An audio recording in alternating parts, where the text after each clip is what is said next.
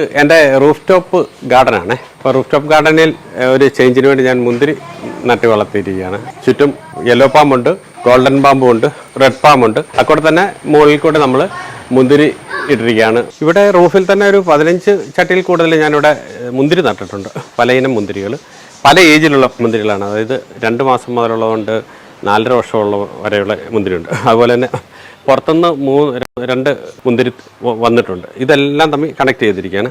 ഞാൻ ഈ മുന്തിരി നനയ്ക്കുന്നത് നമ്മൾ സാധാ വെള്ളമല്ല, എനിക്കൊരു 500 മീനോളം ഉള്ള മുകളിലുള്ള ഒരു 50,000 ലിറ്ററിൻ്റെ ഒരു പടുതാക്കുളമുണ്ട്.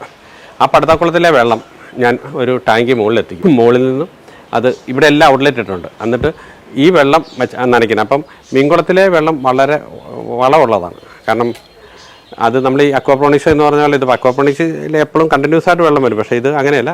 രാവിലെ ഒരു നേരമോ അല്ല വൈകുന്നേരം ഒരു നേരം ഞാൻ നനയ്ക്കാറുണ്ട്. നനയ്ക്കുന്നത് മീൻകുളത്തിലെ വെള്ളമാണ്.